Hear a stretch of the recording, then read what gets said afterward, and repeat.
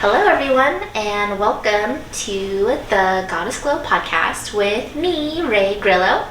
I'm super excited today because I have my really good friend, Katie Draznin, with me, and she is a fear and courage expert.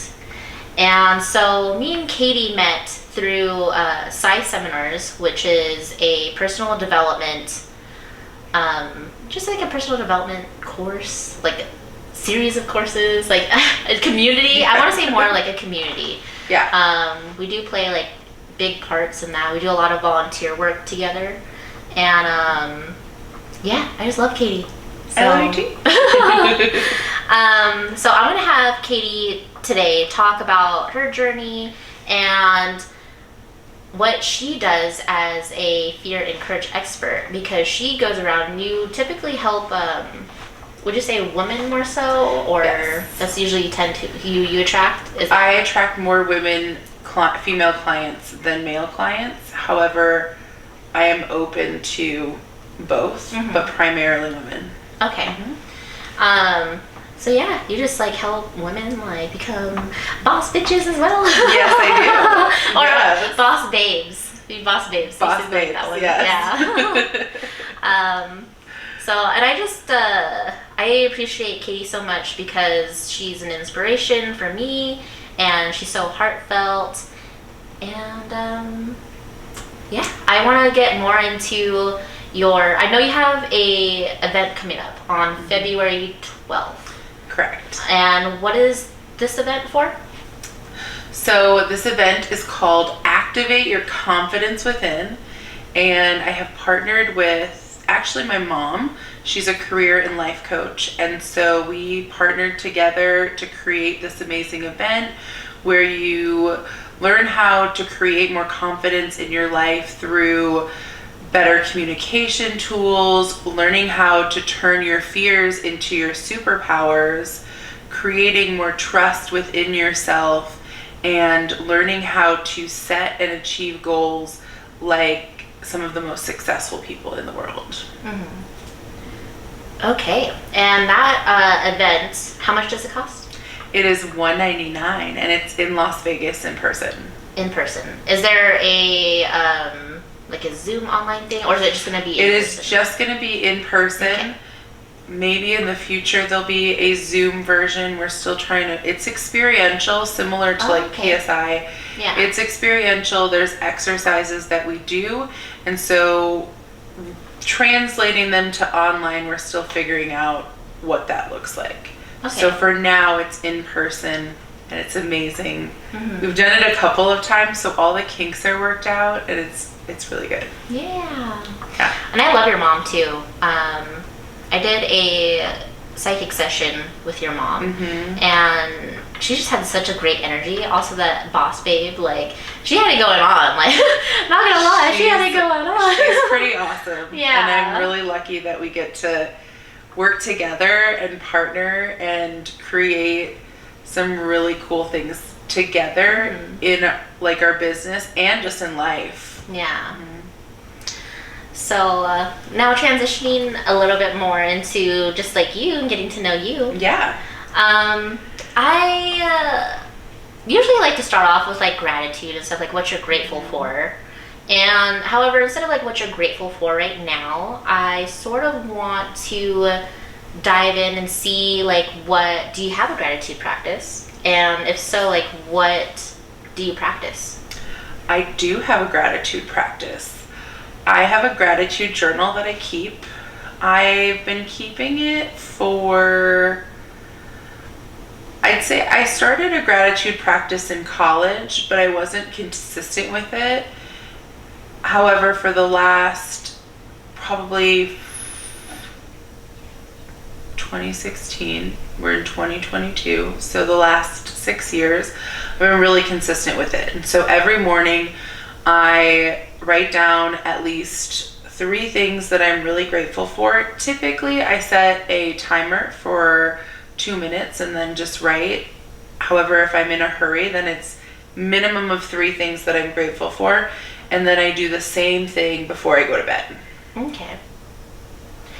And staying on like daily rituals and daily practices, a lot of my listeners, they're on their own like journey, and they're looking to have that, that purposeful life and things that are fulfilling, and they want to be their own bosses, and they want to travel around, and you've done a ton of traveling. Just a bit. Yeah.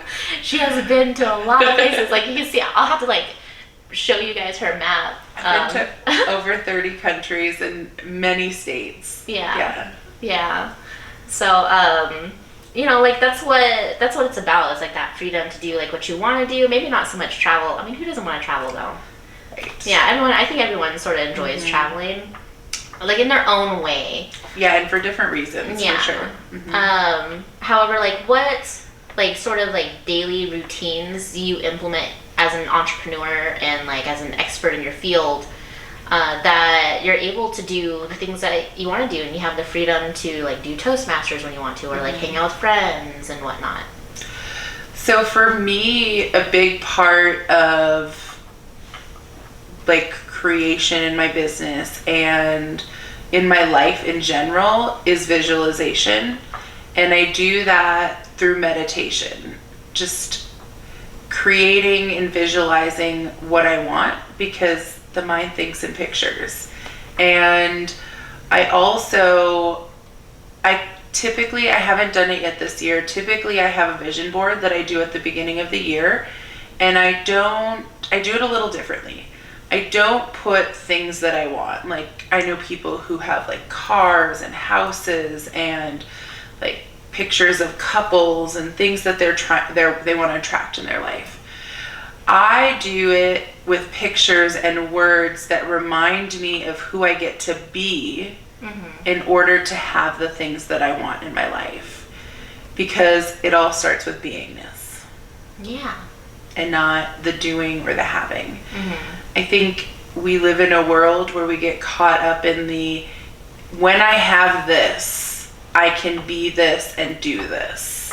Yeah. And it's really reversed. It's when I'm being this, I will attract and manifest these things in my life so that I will be able to do all of these other things and have whatever I want in my life. And so my vision boards remind me of who I get to be in my life so that I can have and do the things that I want to be doing. Travel, helping other people, creating a business, maybe one day having an airplane or a schoolie or different modes of travel. However, I don't have the airplane or the schoolie on my vision board. It's more about things that remind me, or people that remind me of who I get to be, to manifest those things in my life. Yeah. It sounds like it's really that be, do, have. It's like being the identity of like what you are seeking, and just like being it already. And then it's like you're not even seeking it anymore because you're already being it. Right. And so that's like it's a hard concept to grasp sometimes. Absolutely. Especially when you're not doing the work. For sure. Doing the work, yeah. And so that is like, I love the way that you did. I haven't done my vision board either, so maybe that's something we should all get together and do. Let's do it. Because I have one in my planner, and I just like look at it. Like, I have my pictures up on my bathroom, and those are my picture ones. However, I've never done like a vision board. Yeah. In that way. However, I love the beingness, and that just reminded me. I'm like, oh, like in in my field, or just like where I'm at right now. I'm like, oh wow, I've been doing a lot of doing. Versus being. We're human beings, right? Yeah. Yeah, we're human beings. And this is why also it's like so great to have a support system around you, of people who practice the same things to remind each other, absolutely, like of what to do, and like how to be. Yeah.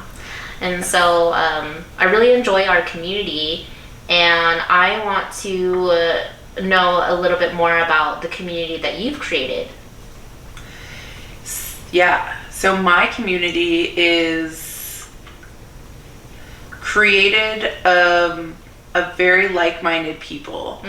I say that I strategically place people in my life for different reasons. And I haven't always been the best at leaning on them when I need support.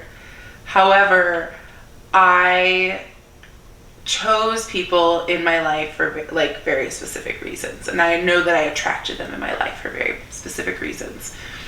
And they're all people who are willing to be in the work and do the work and continually grow and expand and look at who they're being in the world versus what they're doing in the world. Mm-hmm. And for me, that's really important because I want to be surrounded by people who are being these amazing things rather than doing things to make $1 million. Because at the end of the day, you can be a millionaire or a billionaire or trillionaire and feel empty inside. Yeah, that's very true. And we've met a few people like that. Mm-hmm. Yes. You know, especially with the volunteer work that we do. So I want to talk about like transitioning into with you talking about beingness. Mm-hmm. Is like what have you noticed with your clients when they're being fearful? And so like what are like the sort of like key points that you can see like, oh, this person right now is like just they're stuck in their fear. Mm-hmm. They're not using their fear to push forward so what does that look like typically? So it depends on who the client is and what the fear is and what they're being held back, that fear is holding them back from. So if I have a client who is a business owner and all of their decisions are being made out of fear, it manifests in no revenue generating or no new clients because they're not taking chances and taking risks and stepping outside of their comfort zone to create new connections or to ask for support, whatever it may look like. Or if it's a client who is afraid of getting hurt in relationships, it can manifest in a lack of relationship, or it can manifest in self-sabotage in relationships, or attracting the same person or the same type of person over and over again when you know that's not the right relationship or the right person to be in a relationship with. Mm-hmm. So it kind of depends on who you are and how your fear manifests.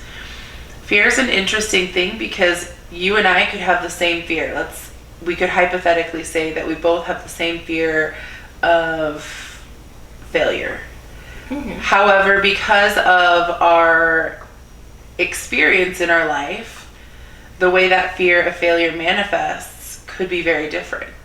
Mine could manifest as self-sabotage, mm-hmm. and yours could manifest as my brain is like not coming up with another manifestation of that. However, it could manifest some way differently than self-sabotage. It could be that you are... overproducing, overworking. Overproducing. I was also going to say shiny object syndrome. Yeah. Where it's like, this is what I know my goal is, but I'm afraid to fail, so I'm going to go look at this other shiny thing and do this other project. So you don't even start working on that project or completing this project in front of you, and you end up creating failure anyways, because you didn't even attempt. I was going to say a different word. Attempt. Procrastination. Yes. Yes. Right now, Katie's in this program where you're not able to say, usually like I omit these two because I did it last year. However, the words but, can't, and try. And so also if you want to add to this, because language is so important, the way like that we speak, it's like literally like you spellbound yourself. It's just the way that your subconscious mind works. And so these words, omit those ones, and then also if. is one that I work on. And instead of saying like if, where if I like intentionally want to make a point, I'll be like if, like 3 times. And instead of if, I'll say when. Like, yes. When you're like manifesting like truly what you want. Mm-hmm. Yeah. I also say, instead of saying I have to do something, I say I get to do something. Because in reality, we don't have to do anything. There's consequences if you don't do something. However, when like your mind can play tricks on you, or your mind is really powerful. So when you say I get to do that, it becomes this thing that isn't daunting or something that you are dreading to do because you don't have to do it. And then I think that goes too, and then like the tasky. I find myself a lot in like, oh, like I have to do this, I have to do that. And that like is like task mode versus just being. Again, like just like, I think that's just a good indication. Like what I know I'm saying like in my brain, like, oh, I have to do this and I have to do that one. Like it's, I'm like, oh shit. Like I am not being right now. I am being resistant. Yes, you create resistance when you're like, I have to do that, or I need to do that. And then you're like, but I don't want to do that. Yeah. Just say you get to do it, and it changes the whole outlook of that one task. Yeah. Just so you know, there was a B word in there. Thank you. You know, tally that one up. Oh no. I have a tally in my phone. I'm at like $45 now. It's okay. Wealth consciousness. Most of them are that B word. Yeah, the B word. I know, that's why I say however a lot. Yes. Yeah. And that's like one too I've been noticing. I'm like, okay, maybe I should like, because Kyle Akito, he's another one of our friends. Like he's like, you say how you're really on that. However, and then like he went into this other spiel about it, and then I was like, you know what? Like maybe I should just, instead of just like, because it omits what you say initially, right? And so even with how, like even with however, it's it. Yeah. So I was talking to Justin about it, and he's like, just take that B word out of there and just make it a new sentence. Yeah. And so I have been attempting to do that. However, results show that I have not been very successful. And even with like the word attempting, because I say attempt too. Yeah. And like there's like, honestly there's like instances where it can be used. It's just like, do you want to like speak in that way? It's just like just not being conscious. Yeah. And we are creatures of habit, and then that consciousness is just bringing more awareness. Yeah. So just being more aware, I think that's the practice of it. So if you're implementing this practice, it's just the practice of being conscious awareness, of what you're saying. Yes. Yeah. I think in all the work that we do, awareness is the starting point of everything. And especially with what you're fearful of. Yes. Okay, so let's talk about the beingness then of like courage. Like taking, people that using their fear, saying they have this fear. People have this fear. Are they typically aware of this fear, like when you talk to them, or is it something that like you have to like draw out, or is that like what's the process? So most of the time, I have a process to draw fears out of people. However, most of the time people know what they're afraid of. They may not know how to verbalize it or how it manifests, or be aware of it when they're standing in the face of fear, because the way we operate in the world is like an iceberg. There's the 10% on top, and then there's the 90% that's subconscious and like just autopilot. So when they're faced with fear and they're just letting the fear control them, that's all autopilot. It's not something that they necessarily are consciously making an empowered choice to step through it. So the work that I do, it's like, here are your fears. Let's look at where they came from, how they got created, where they started, how you got to where you are, and then let's look at how we can move forward from here, create new strategies in our life, and start making empowered choices. And it's in the recognizing and understanding where they come from. I operate as a coach from a life coaching model. I don't call myself a life coach. However, there's the therapeutic model, and then there's the life coaching model, where the therapeutic model is like, let's look at everything in your past, and that's why we can't move forward. And it's very past focused. And I feel like I can say this because I have a bachelor's degree in social work, or a bachelor's degree in psychology, and a master's degree in social work. So I'm very trained in the therapeutic model, and I don't agree with it, and I don't like it. And the life coaching model is, okay, here you are right now. Here's where you want to be. How do we fill this gap? And so the work I do is kind of more leans towards life coaching. However, it does have a little bit of the therapeutic model, because we really do look at, where were your fears established? How did your fears get created? Because your life experience, like I was saying before, like we could have the same fear, but the reason they manifest differently because our life experience is different. And so we learn our fears through our life experience. And our fears start with our limiting beliefs and the things we believe about ourselves, and the negative things that we believe about ourselves. And then that creates fear. And the more evidence we have to those limiting beliefs, the more fear we create. And when we're standing in the face of fear and we give in to fear, we're creating inaction. And inaction creates inexperience, and inexperience creates more fear. And so it's a cycle of just creating more and more fear, until this point where most people I talk to are like, there's no way around this fear. I don't know that you can make me courageous, or you'll help me get rid of this fear, which I don't get rid of any fears. However, I teach you tools to be able to create a healthier relationship with that fear. Yes.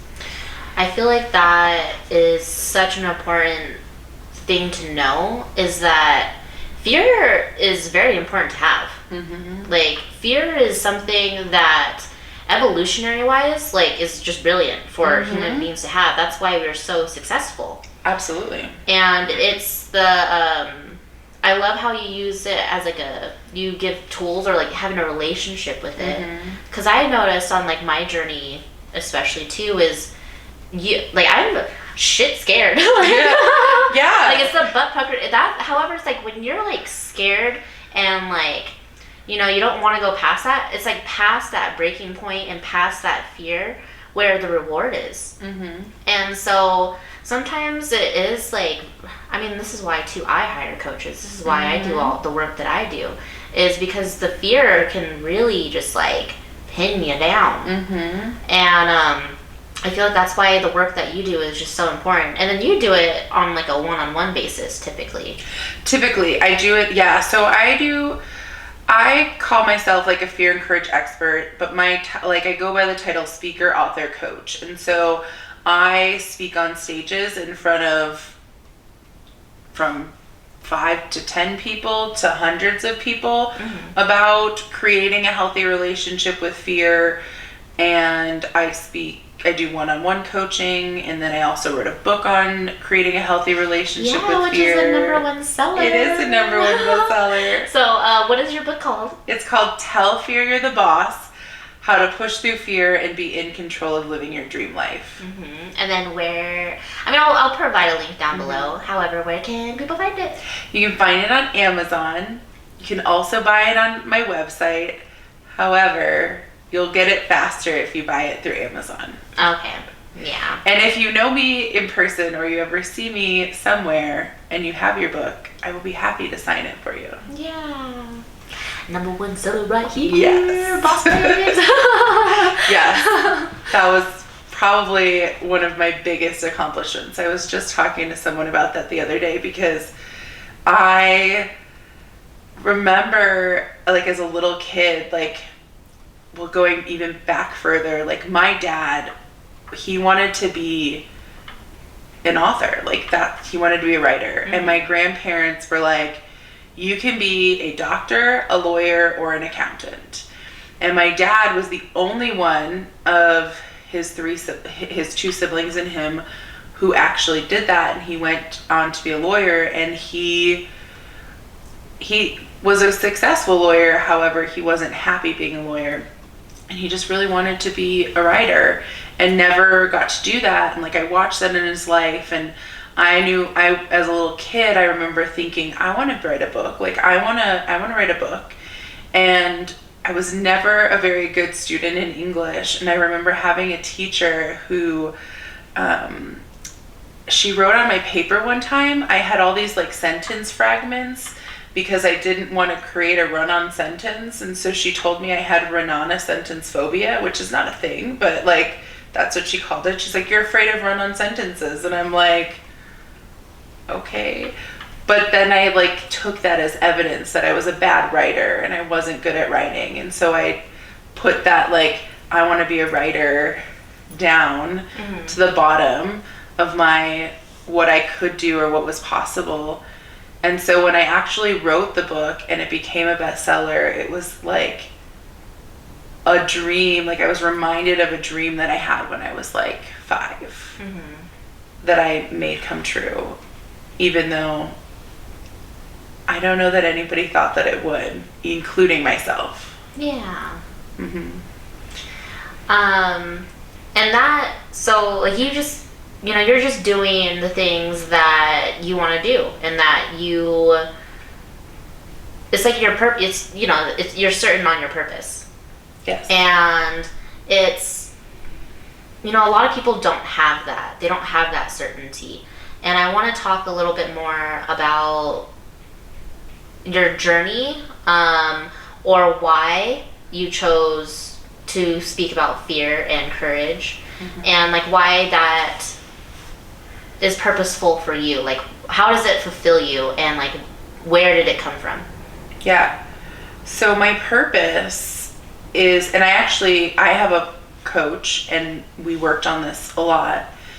My purpose is to help women find joy again in their life. And the reason why it's again is because as kids, we're always joyful. Like, we're always finding joy. Like, it's really easy.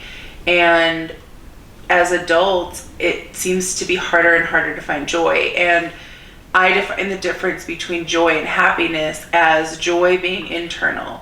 You're happy with yourself regardless of what's happening around you. And happiness is external. There needs to be something that triggers your happiness. Excuse me. And the way I got here, sorry, I feel like I inhaled something. Okay. The way I got here, it was a journey. A lot happened. I graduated from college. I took the traditional route. I went to college. I got a master's degree because the world was telling me that if I didn't have a master's degree, I wouldn't be successful. I haven't really ever used my master's degree, so that's really fun. Those student loans are fun too. That $90,000 in student loan debt is great.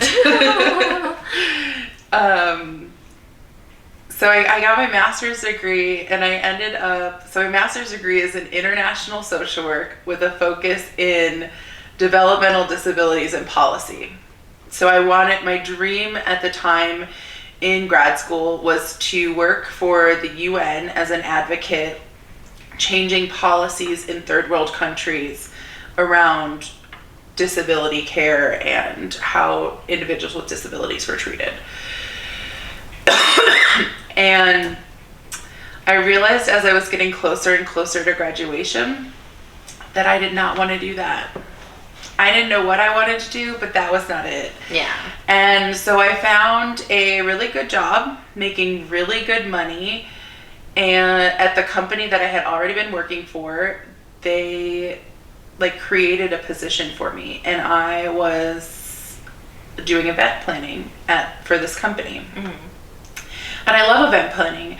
However, this was corporate event planning for one company, and so I really just sat behind a desk and like made everything happen. And I would make phone calls and book venues, and like the coolest part of my job was that I got to leave and go see some venues sometimes, and that was it. Everything else was planned behind a computer or a phone, and I was absolutely miserable. Working like super long hours. Yeah, I would get to work at like no later than 8 a.m. And if I left before 9 p.m., that was a good day. And not only that, I took my computer home with me. I had a demanding boss who expected a lot, and my phone was always on. So I would get 3 a.m. text messages or emails with the expectation that I was going to respond within a reasonable amount of time. So it was really, it was a lot. I hated life. I hated my job. My idea of a good time at that point was getting together with my friends, drinking at least a bottle of wine each, and bitching about everything that was wrong in our life. It was not a good time in my life. And the only reason why I am sitting here with you and physically on this planet is because my brother asked me to go to a personal development training similar to PSI. He said, I never ask you to do anything, but I would like you to do this for me. And I was like, ooh. And I was like, I have a degree in psychology and social work. I don't need this. I'm just going for him. And then I got in the room, and within probably 5 minutes, I knew that I was there for me. And that if I wanted to live, then I needed to be there. And I met some really amazing people. Like one of my best friends in the Psi world, two of my best friends, but like in that room that day, my friend Justin, I made friends with Justin, and my life is very different because of that. And right after that, I got a phone call from someone I had met there, and she asked me to essentially quit my job and move from Chicago to California, take a 100% pay cut, trust, and start a nonprofit with her. And I was tired of playing small in my life, and I was tired of doing things that were safe, and I was tired of letting fear hold me back, and so I did it. And 2 weeks later, I moved from Chicago to California, and I started following my heart and doing things that mattered and that made sense without letting fear hold me back. And at that time, I didn't even know that this was where I would be sitting. That fear and courage expert would be my title. But that was the beginning of that journey to getting here. And so why fear? So the first time in my life that I can really pinpoint that fear started taking over in my life, and I started to play in this really small box of my life, was the age of 12. I grew up as a competitive swimmer, and until that point, if you asked me what I wanted to be when I grew up, I would have told you that I wanted to be an Olympic swimmer. And I was really good. However, I had coaches, and not my parents, but other swimmers' parents and other swimmers telling me that that was an impossible dream, that less than 1% of swimmers actually go to the Olympics, and I was never going to be one of them. And so when I first heard that, I took it as a challenge. Yeah. And because it was my first season, and I loved it, but I wasn't very good. And so the coaches were like, you're not very good. You're not going to go to the Olympics. So I took it as a challenge, and I'm like, I'm going to be the best swimmer I can be. And the next season, I made like the highest conference team. I was asked to try out for a tryout swim team that you had to be invited to try out for. I made that swim team. So like, and I was breaking records in my state at swimming. And so I took it as a challenge. However, the more times I heard it, the more times I believed it. Mm-hmm. And at one point, like at 12, I realized that, or I believed I wasn't capable of doing it, and so I quit. And then everything in my life from that point had been this very calculated, every decision I made was very calculated and fit in a very specific box that didn't allow for very much room for failure, for hurt, for pain, for anything. And I played this really small game from 12 to 26. And I was tired of living in fear in every aspect of my life. Mm-hmm. And so when I moved to California, I called that blowing up my life. And I lived in California for a year, started a nonprofit, and I still wasn't happy. Yeah. And so that's when I started traveling. Like really traveling. I had traveled before that, but that's when I really started traveling. And I decided to just throw fear away. And that you had mentioned like not having fear or doing away with fear and not using fear as your guiding force. Like that can create recklessness in your life. And yeah. I'll be really honest, like I made some really reckless choices. Like I was like, I'm going to do this. Like I want to do that, so I'm going to do it. Death is a possibility, mm-hmm. but I'm still going to do it. And I'm really lucky that I didn't die or worse things, because death is not the worst thing that can happen to you. So I'm really lucky that that didn't happen. But I was kind of reckless when I was traveling and made some not so great choices. But I got to learn from them. And then when I came back, I ended up moving here to Vegas to be closer to my best friends, which one of them is Justin. So mm-hmm. met on the start of that journey along with his now wife, which is still really weird to say, who has become my very best friend. Yeah. And she's my sister. And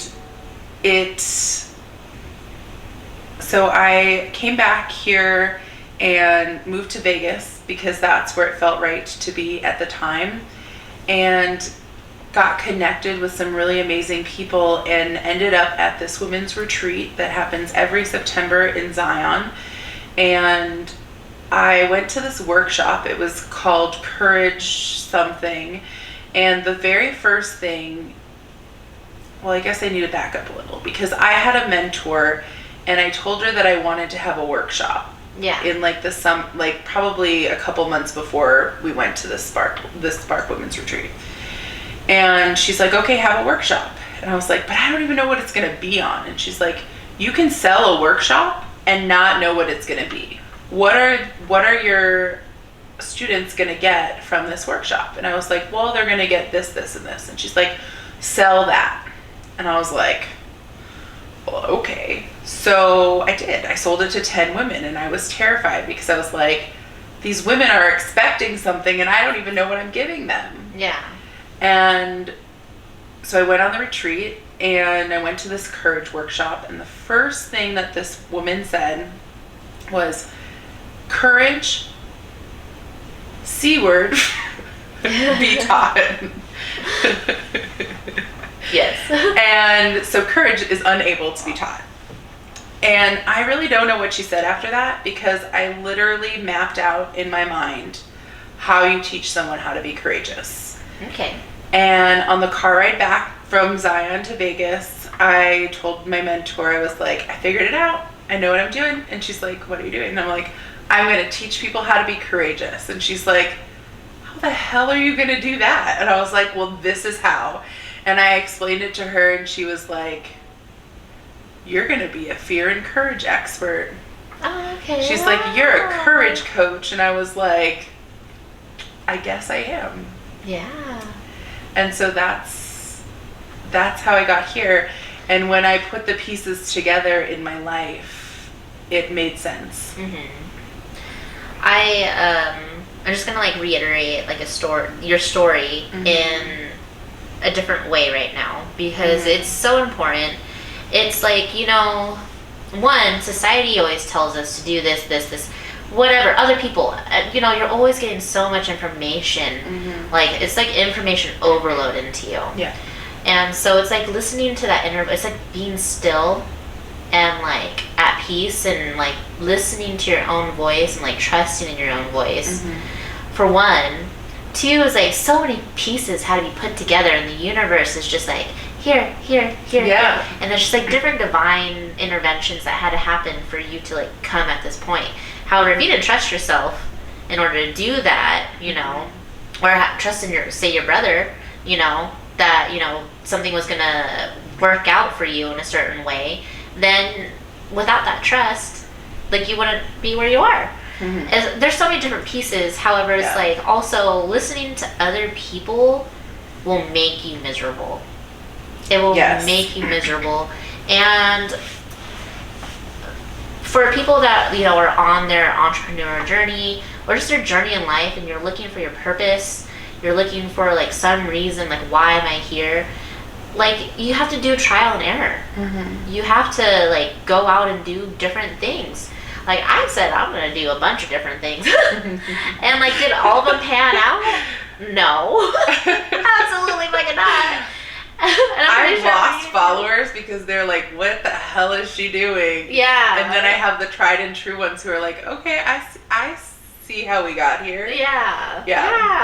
So it's just like, it's like, you know, along the journey. And just like, when you just do these different things and you actually go out and like fail, it's failing. You have to fail. Yep. You know, like, fail forward, that to where you will get, and I'm sure it's always evolving.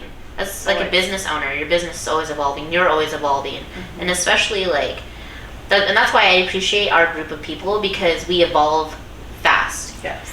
And that we're just faster moving than, say, like the norm, to be quite honest with you. Yes. And so that's like just so important. And I'm glad that I got to hear like the story all the way through, because I feel like I've been hearing bits and pieces.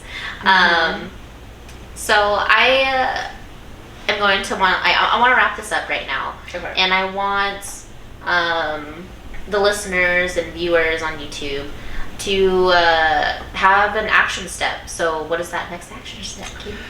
So I'm going to give your viewers a free call with me. If you want to talk about what you feel is holding you back, or get more clear on what your fear is doing in your life, I will give you a free 20-minute call. And you can book that. The link is in my link tree in my Instagram. I was like, what is that thing called? So your Instagram is? My Instagram is at Katie Draznin. It's going to be in the description as well. Yes. Yeah. And then just for them to know that they came from the podcast, just say, Goddess Glow Podcast, right? Is that all they have to say? Okay. Yeah, I don't even think you have to say that. Oh, okay. I think I just set it up where it's, I don't even know what it says. It says call or schedule a call or something, but okay. You'll know when you click the link tree which one is for a call. Okay. Yeah. All right. Awesome. Yeah. So yeah, go schedule your call, because you can use fear as your ally. Yes. And you can be courageous. Fear is your ally. And courageous can be taught. Courage can be taught. I know that because I do it all the time. Yeah. All right, guys. So you heard the lady, and I will be posting another podcast within a few days. And yeah, I will talk to you guys later. Bye. Bye.